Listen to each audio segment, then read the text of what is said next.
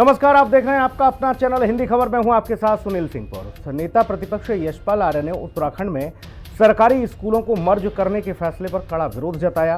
यशपाल आर्य ने इसे गरीब और गांव के बच्चों को शिक्षा से वंचित करने वाला फैसला बताया। आर्य ने कहा कि जरूरी नहीं कि एकलव्य का अंगूठा ही काटा जाए, इसीलिए प्राथमिक विद्यालय बंद कर दिए जाएंगे और निजी स्कूलों को फीस इतनी बढ़ा दी जाएगी जिससे कि गांव और गरीब का बच्चा पढ़ भी न पाए। वहीं बीजेपी ने नेता प्रतिपक्ष के आरोपों को निराधार बताया है। इसके पीछे का आखिर सियासी स्याफा क्या है, उसे समझने की कोशिश करेंगे चर्चा के माध्यम से, लेकिन पहले रिपोर्ट देखिए। उत्तराखंड में स्कूलों को मर्ज करने का फैसला। यशपाल बोले, एकलव्य शिक्षा से वंचित होगा। शिक्षा व्यवस्था में सुधार का कदम बता रही बीजेपी। नेता प्रतिपक्ष ने कहा, फैसला संविधान विरोधी। उत्तराखंड में सरकारी स्कूलों को मर्ज या बंद करने के फैसले पर नेता प्रतिपक्ष यशपाल आर्य ने कड़ा विरोध जताया है। यशपाल आर्य ने प्रदेश सरकार के फैसले को संविधान और शिक्षा का अधिकार अधिनियम का उल्लंघन बताया है। नेता प्रतिपक्ष ने सोशल मीडिया में पोस्ट कर कहा है कि जिन स्कूलों को छोटा कहकर बंद किया जा रहा है वे ही गाँव के बच्चों के लिए शिक्षा का माध्यम है। नेता प्रतिपक्ष का कहना है कि ग्रामीण आंचलिक क्षेत्रों में शराब की दुकानों में वृद्धि और स्कूलों की संख्या में गिरावट न्याय संगत तो बिल्कुल नहीं होगा। आर्य ने निशाना साधते हुए कहा है कि ये जरूरी नहीं है कि एकलव्य का अंगूठा ही काटा जाए। शिक्षा को महंगा करके भी तो एकलव्य को शिक्षा से वंचित किया जा सकता है। इसलिए प्राथमिक स्कूल बंद कर देंगे और निजी स्कूल और डिग्री फीस इतनी बढ़ा देंगे जिससे कि गांव गरीब का बच्चा पढ़ ही ना पाए। इस फैसले को लेकर यशपाल आर्य ने सरकार के सामने 3 मांगे रखी हैं। इस मर्जर नीति को तत्काल प्रभाव से रोका जाए। हर गांव में संविधान और आरटीई एक्ट के अनुसार स्थानीय स्कूल की गारंटी दी जाए। शिक्षा में निजीकरण केंद्रीकरण की बजाय जन भागीदारी विकेंद्रीकरण को बढ़ावा दिया जाए। नेता प्रतिपक्ष की मांग का कांग्रेस ने भी समर्थन किया है। वहीं बीजेपी का कहना है कि नेता प्रतिपक्ष और कांग्रेस निराधार आरोप लगा रहे हैं। बीजेपी के मुताबिक प्रदेश सरकार शिक्षा व्यवस्था में सुधार के लिए कदम उठा रही है, न कि किसी को शिक्षा से वंचित करने के लिए। छात्र संख्या कम हो रही है। छात्र संख्या तो कम होगी जब पढ़ाने वाला मास्टर नहीं होगा, अध्यापक नहीं होगा, एलटी नहीं होगा, प्रवक्ता नहीं होगा, वहाँ पर हेडमास्टर और प्रिंसिपल नहीं होगा, तो भाई अपने बच्चे क्यों लोग भेजेंगे? निश्चित तौर पे वो प्राइवेट स्कूल की तरफ रुख करेंगे।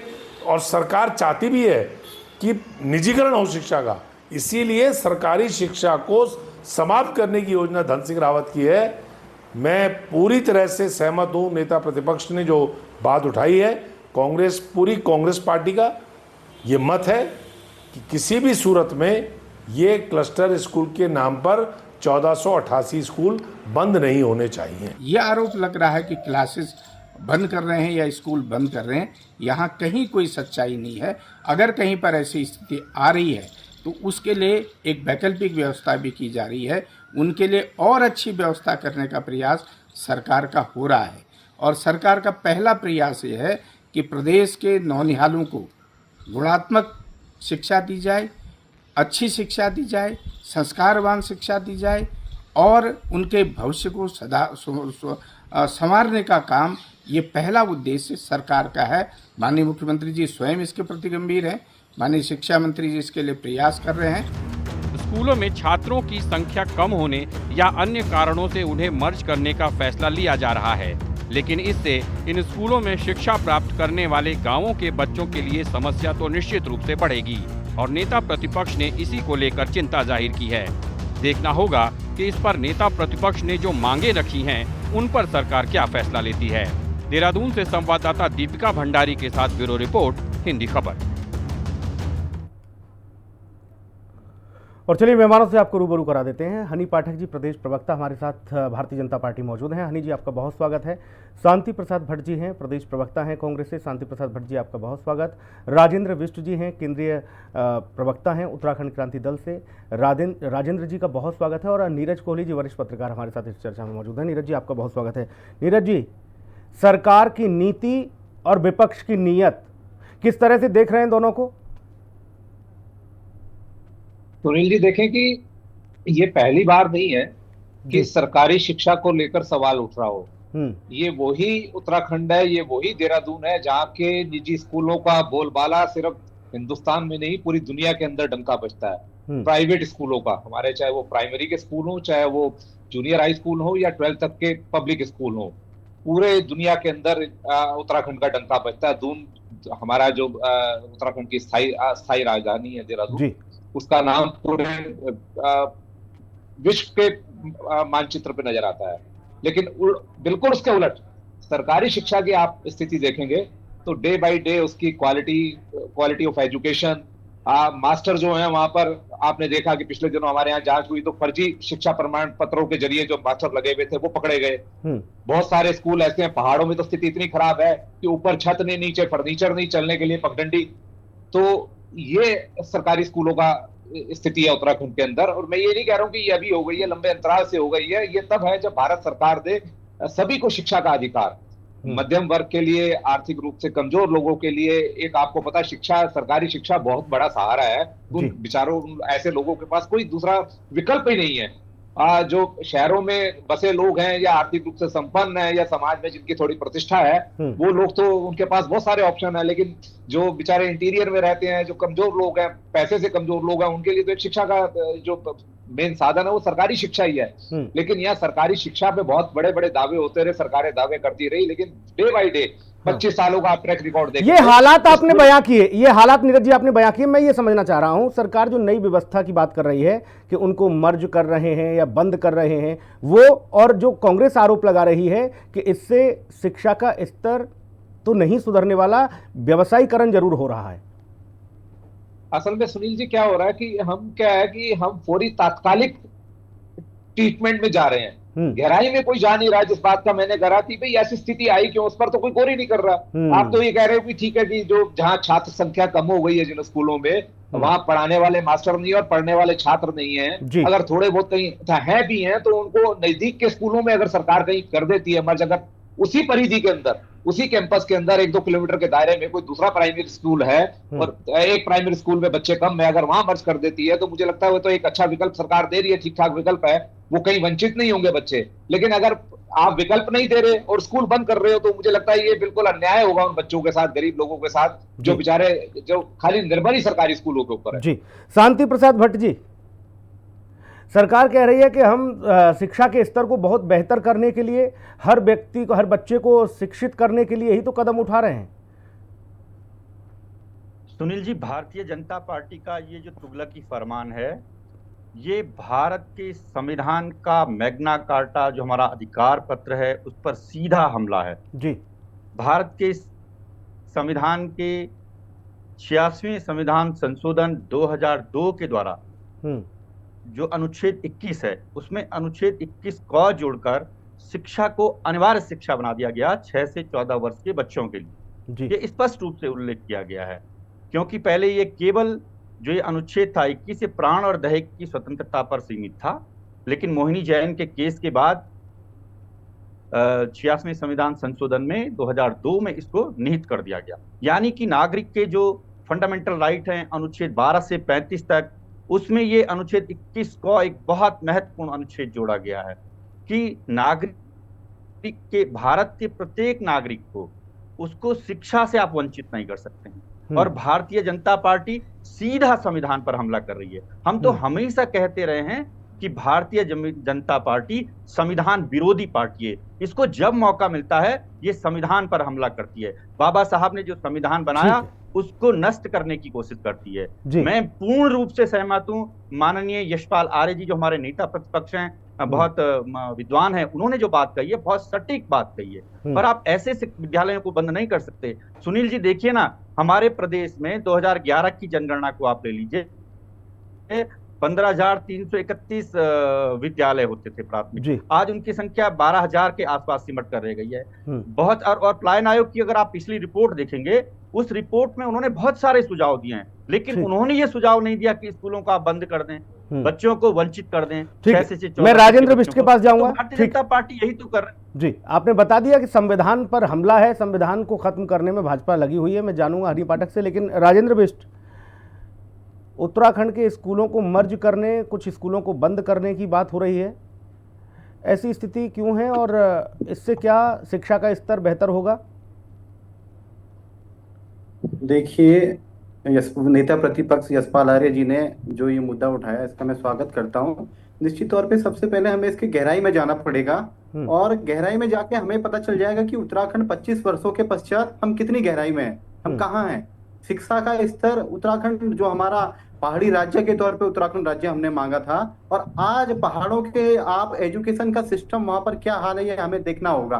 क्या हमारे मुख्यमंत्री जी के बच्चे सरकारी स्कूल में पढ़ते हैं? क्या हमारी शिक्षा मंत्री के बच्चे सरकारी स्कूल में पढ़ते हैं? क्या जो अन्य कैबिनेट मंत्री हैं उनके बच्चे या उनके परिवार के जो हैं वे सरकारी स्कूल में शिक्षा ग्रहण कर रहे हैं? ये सोचनीय विषय है। सबसे पहले हमें ये देखना होगा। और उसके बाद मैं थोड़ा पूर्व में जाना चाहूंगा, मैं भूतकाल में जाना चाहूंगा। शिक्षा को के लिए प्रेरित करने के लिए, बच्चों को प्रेरित करने के लिए, माता पिता को प्रेरित करने के लिए पहले सर्व शिक्षा अभियान के तहत एक पेंसिल में 2 बच्चों को स्कूल जाते हुए दिखाया जाता था। उसके बाद आप 2002 में जो हमारा कॉन्स्टिट्यूशनल अमेंडमेंट में इसको 86 कॉन्स्टिट्यूशनल अमेंडमेंट के तहत ये शिक्षा का अधिकार इसको लागू किया गया और 6 से 14 वर्ष के बच्चों को निःशुल्क रूप से उसमें शिक्षा मिले। हर एक को, हर गली मोहल्ले में जो भी बच्चे हैं उसमें किसी प्रकार का भेदभाव ना हो, हर किसी को समान रूप से शिक्षा मिले।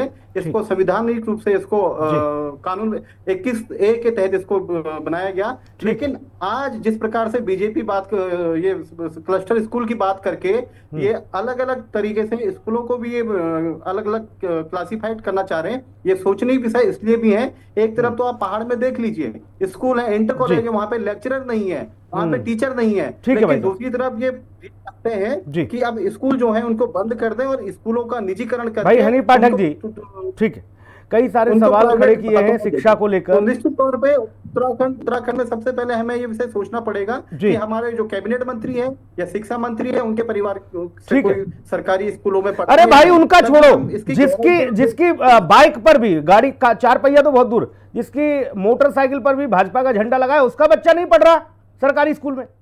जब बात कर रहे हो भाई हनी पाठक जी, यशपाल आर्य कह रहे हैं कि एकलव्य का अंगूठा ही काटा जाना नहीं, यही नहीं चीजें ठीक हैं। आप स्कूल बंद करके, व्यवसायीकरण करके, महंगी फीस करके प्राइवेट स्कूलों को उनके हाथों में शिक्षा को देकर भी आप वही काम कर रहे हो। देखिए सुनील जी, यशपाल आर्य जी को समझना चाहिए कि वो बोल क्या रहे हैं। तात्पर्य कुछ और है, बोल कुछ और रहे हैं। कहीं भी सरकार ने ये कहा है कि हम निजी स्कूलों में बच्चों को पढ़ाने भेजेंगे? कहीं भी सरकार ने ये कहा है कि हम ये सरकारी स्कूल बंद करेंगे जिससे बच्चे किसी और स्कूल में पढ़े? सरकार ने ये कहा है कि जहां पर 1 या 2 बच्चे किसी गांव में पढ़ रहे हैं और टीचर्स वहां पे प्रॉपर है लेकिन बच्चों की संख्या कम है, तो उन स्कूलों को 4 से 5 किलोमीटर के दायरे वाले स्कूलों में मर्ज किया जाएगा। ये कहा गया कि अधिक संख्या वाले स्कूलों में कम संख्या वाले स्कूलों को मर्ज किया जाएगा। बंद किया जाना एक अलग विषय है, दिशाहीन विषय है जिसको यशपाल आर्य जी बोल रहे हैं। उनको समझना चाहिए कि मर्ज करना और बंद करने में जमीन और आसमान का अंतर है। और जहां तक रही शिक्षा की बात, तो मैं उसमें ये बताना चाहूंगी, शिक्षा के क्षेत्र में पहले सिर्फ पाठ्य किताबें ही मिला करती थी, लेकिन अब कॉपियां भी मिल रही हैं स्कूलों में, अच्छे भोजन की भी व्यवस्था है स्कूलों में, और क्लस्टर विद्यालय भी खोले जा रहे हैं जिसमें आवासीय सुविधा भी स्कूलों में होंगी। और 559 क्लस्टर विद्यालयों में 15 किलोमीटर के अंतर्गत छात्र छात्राओं को परिवहन की व्यवस्था भी दी जाएगी। तो क्या ये शिक्षा के क्षेत्र में होने वाले कार्य नहीं है? ये इनको समझना चाहिए। और अभी आप बात कर रहे थे सुनील जी की बड़े बड़े नेता को छोड़िए, कोई स्कूटर और बाइक वाले के भी बच्चे सरकारी स्कूल में नहीं पढ़ते हैं। मैं आपके संज्ञान में डालना चाहूंगी कि स्वयं मुख्यमंत्री श्री पुष्कर सिंह धामी जी के बच्चे भी सरकारी स्कूलों से ही पढ़े हैं, आंगनबाड़ी से ही, और मैं स्वयं पढ़े हैं और पढ़ रहे हैं, उसमें फर्क है। बेटी भी सरकारी स्कूल केंद्रीय विद्यालय से ही शिक्षा ग्रहण कर रही है, पढ़े हैं तो ये बात और पढ़ रहे हैं, उसमें फर्क है। भारतीय जनता पार्टी चना चवेना वाली पार्टी थी, पांव साइकिल पर चलने वाली पार्टी थी, झोला लेकर चलने वाले नेता थे भाजपा में। आज कोई हेलीकॉप्टर से नीचे बात करता है क्या? हमें मत ऐसी कोई बताइए बात नहीं कि वो पढ़े हैं और पढ़ रहे हैं। हेलीकॉप्टर से नहीं, करते हैं। नीरज कोहली अगर जी, हेलीकॉप्टर एक तो से ये नहीं बात समझ नहीं में आ करते रहा, तो उनके सेवक एक तो ये नहीं समझ में आ रहा कि जनता से भाई मिल नहीं रहे साहब होते। मर्ज करना और सुनील बंद जी, होना ये भी बड़ा सेवक खेल है। हर समय जनता से मिल सरकार नहीं कह रहे रही है कि होते। हम कब कह रहे हैं कि स्कूल बंद हो रहे हैं, हम तो मर्ज कर रहे हैं। अच्छा, जिस स्कूल को मर्ज कर रहे हो है वो बंद नहीं होगा क्या? वो भी तो जा ही रहा है ना दूसरी जगह।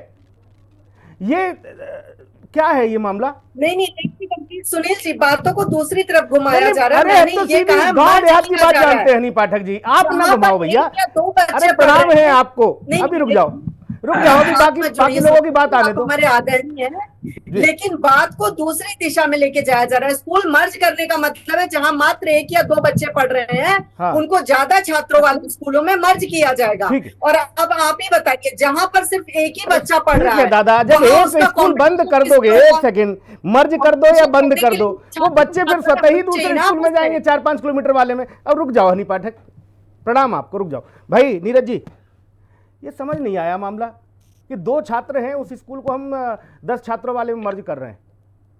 हम ये नहीं कर सकते कि 2 छात्र हैं, क्यों 2 छात्र हैं, यहाँ 2 की जगह 200 छात्र क्यों नहीं, हम यहाँ 20 छात्र क्यों नहीं पैदा कर पा रहे हैं? इस ओर ध्यान नहीं है। बजट तो पूरा जा रहा है, पैसा पूरा पहुंच रहा है।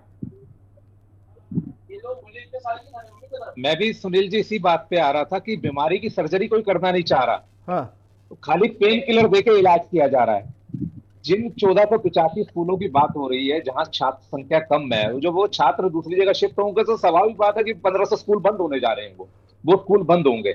आप ये देखिए कि इसी उत्तराखंड में मैंने आपको जिक्र करा कि निजी शिक्षा जो है उनका बोलबाला बढ़ता जा रहा है, क्योंकि क्वालिटी एजुकेशन दे रही है और लोगों का रुझान उधर बढ़ता जा रहा है, और इधर सरकारी स्कूलों का जो है स्तर बिल्कुल गिरता चला जा रहा है। सरकार के तमाम दावों के बाद, तमाम कोशिशों के बाद आखिर रिजल्ट क्यों नहीं आ रहा? क्योंकि क्यों लोगों का मन जो है सरकारी स्कूलों से मोह भंग होता जा रहा है। चाहे वो टीचर हो, चाहे वो पत्रकार हो, चाहे वो नेता हो, चाहे विधायक हो, चाहे सांसद हो, चाहे मंत्री हो, मैक्सिमम लोग, तमाम बड़ी संख्या में लोग जो हैं आज की डेट में, हर अच्छा थोड़ा सा भी जो आर्थिक रूप से संपन्न व्यक्ति है वो पब्लिक स्कूल में अपने बच्चे को पढ़ाना चाह रहा है, क्योंकि उसकी वजह उसे पता है कि सारी सरकारी स्कूलों की स्थिति क्या है।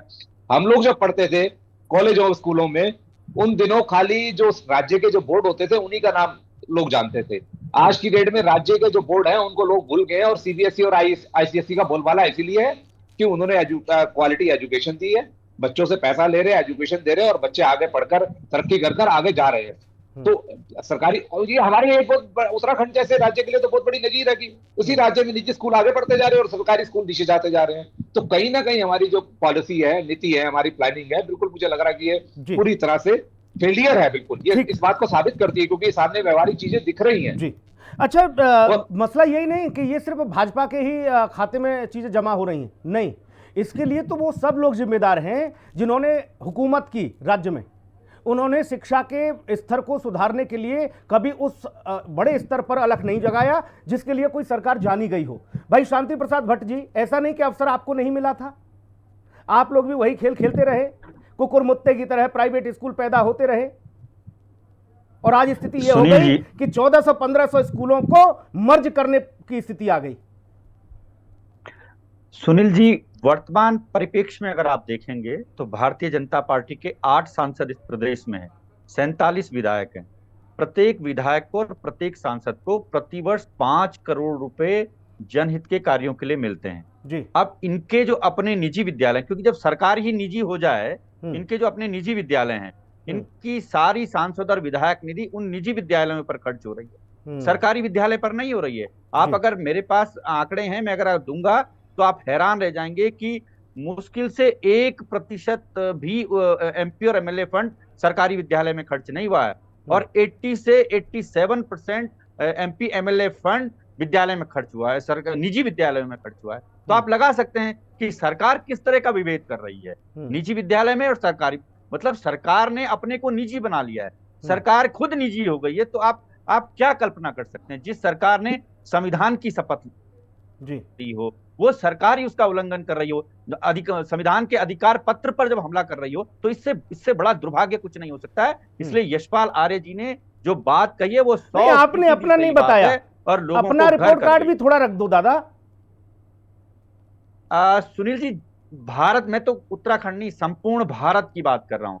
भारत में जितने ग्राम बसते हैं आप देखेंगे, उनमें मेरे पास डाटा है। ये मैं डाटा दे देता हूँ। नहीं, उसमें समय ज्यादा लग जाएगा, डाटा नहीं, आप वैसे ही बता दो। विद्यालय हैं भारतवर्ष में, और ऐसा नहीं कि सुनील सिंह किसी सीबीएसई बोर्ड से पढ़ के आए या नीरज कोहली जी आईएससी बोर्ड से पढ़ के आए हैं। कांग्रेस सब लोग सरकारी स्कूलों में पढ़े हुए ये सब कांग्रेस विद्यार्थी रहे भाई। भारतीय जनता पार्टी तो इन्हें बंद करने जा रही है। हमने तो इनको स्थापित किया है सुनील जी। हमने इनका इंफ्रास्ट्रक्चर बनाया है, इनके भवन बनाए हैं, इनमें बिजली पानी सब मुहैया कराया है। राजेंद्र बिष्ट नष्ट करने पर तुली हुई। राजेंद्र बिष्ट, इसके पीछे जो दुनिया भट्ट जी ने जो बात कही, संसार को घुमा दी है, लेकिन एक सीधे से सवाल का जवाब नहीं दे पा रहे हैं। उत्तराखंड की अगर मैं बात करती हूँ तो प्रदेश में 35वें स्थान पर, पीजीआई में उत्तराखंड अब 19वें स्थान पर आ चुका है। शांति प्रसाद भट्ट जी, ये डाटा ले लेके जो आप घूमते हैं ना, एक डाटे का जवाब तो आपने सुनील सिंह और नहीं पाए। और अभी आप बात करें, आप चुप हो जाइए, धीरज धरिए। अभी राजेंद्र भाई की बात आ जाए, फिर मैं आपको मौका दूंगा पूरा। अभी राजेंद्र भाई की बात आ जाने। 6 से कक्षा 12वीं तक के उच्च शिक्षा के विद्यार्थियों को छात्रवृत्ति योजना भी आरंभ करी गई है। खेल महाकुंभ भी हमारे कार्यकाल के दौरान हुआ है। मैं राजेंद्र बिष्ट आपसे एक बात समझना चाहता हूँ मेरे भाई। हनी पाठक जी अभी रुक जाइए भाई, अभी रोक दो आवाज। देखो अभी सिर्फ राजेंद्र बिष्ट की आवाज जाएगी। अभी हनी पाठक जी को भी रोको, शांति भैया को भी रोको, थोड़ा शांति रखें। राजेंद्र भाई, जब टाट बोरी झोला पन्नी में ले जाकर किताबें पढ़ लिया बच्चा, उन्होंने देश का मान बढ़ाया, सम्मान बढ़ाया, गौरव बढ़ाया।